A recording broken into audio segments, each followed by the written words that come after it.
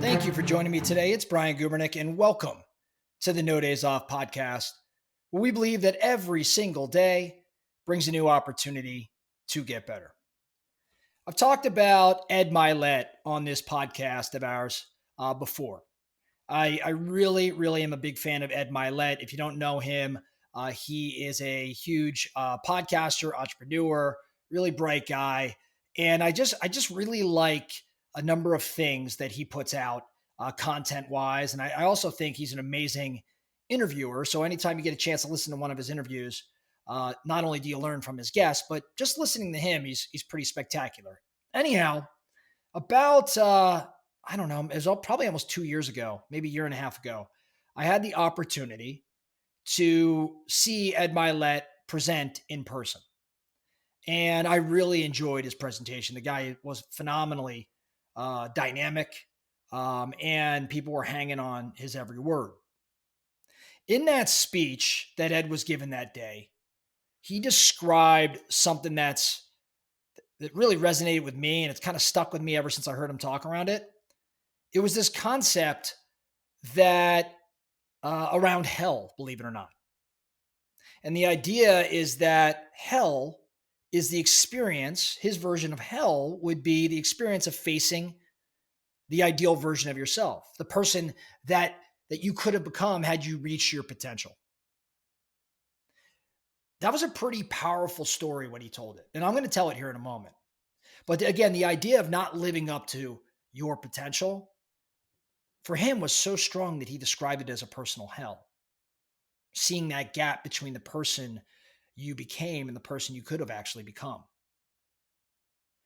The way I would tell this story, and I kind of wrote it out so I can speak it clearly and make sure I don't mess this up. But I'm gonna kind of read something that I put together off of what Ed Mylett had taught, and I want to share it now. Imagine that at the end of your life, you're standing in this vast, quiet room. You feel a sense of both relief and anticipation as you reflect on the journey that you've had. Then a figure appears in the distance, a person who feels familiar, but whom you don't immediately recognize.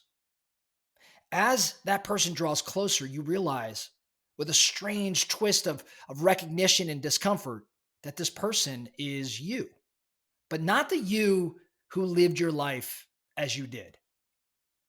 This person standing before you is the ideal version of yourself.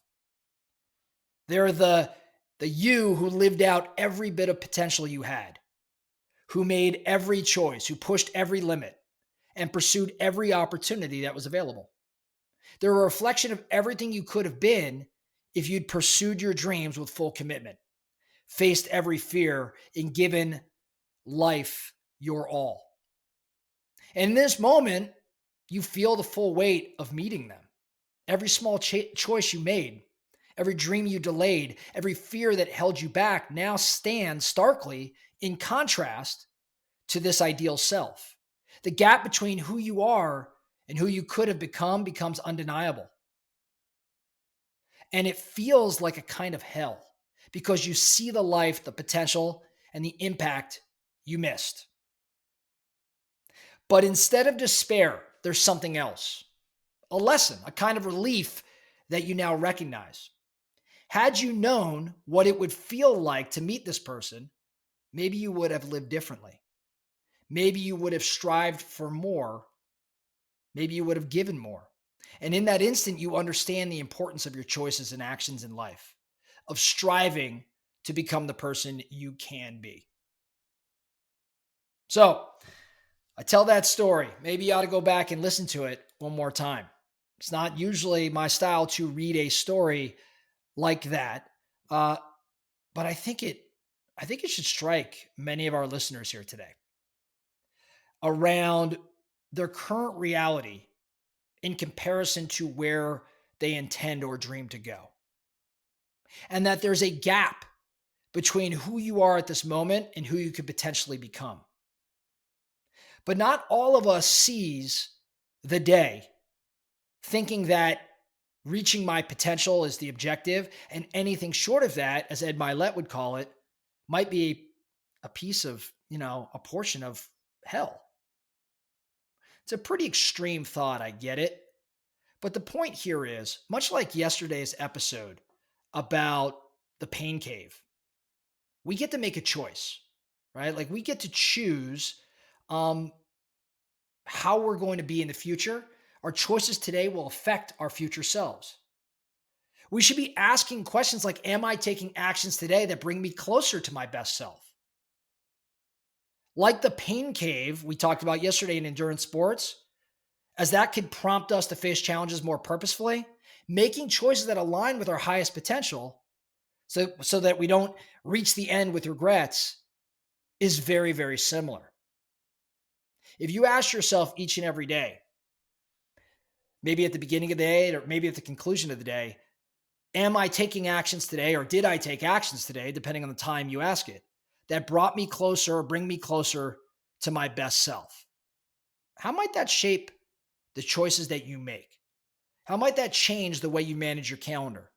How about the way you approach certain relationships? Or how you lead people? Or how you just build your business or build your life? For me, this is something I've been thinking about a little bit more because I'll be honest, I don't ask myself, am I taking actions today that bring me closer to my best self? I ask a number of questions, but I don't think I ask one that directly. And I think I'm going to start doing it more often and aligning the steps I'm taking, or at least attempt to align the steps I'm taking each day, the choices I make each day, to what I perceive to be the best version of me. See, I don't know if I'm ever going to, or if you're ever going to match the exact person that you have the potential to become. But the more I can close the gap, the closer I can get to that, I'm going to guess the happier I'll be, the more fulfilling life I'll lead. There was a guy in my world, business world, not to pivot, but speaking of potential, we're going to wrap up with this.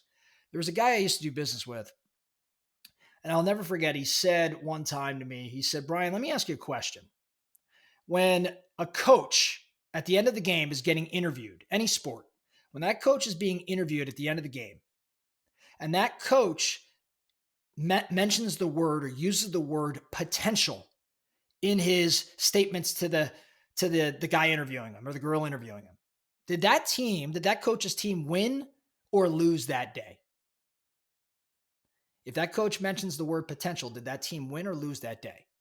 And it was a funny thing. I mean, it's a funny thought of his, but the reality is I think when I watch a lot of sports, the coach starts saying something about potential, it's because his team just lost or her team just lost.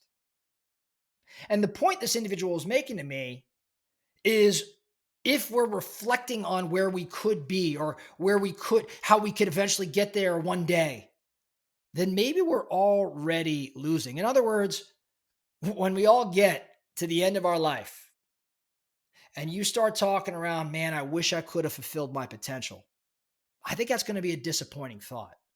But if said differently, I achieved all my goals. I became the person I wanted to become. I made choices that aligned with where I wanted to go. Again, I think you've probably lived a pretty fulfilling life. So on that note, the focusing question for you today is the same one I've asked a few times now. Am I taking actions today that bring me closer to my best self? I want you to ask that of yourself right now and align your day, your actions accordingly. That's all I have for you today. The No Days Off podcast. Thank you so much for listening. And remember, every single day brings a new opportunity to get better. So let's get after it.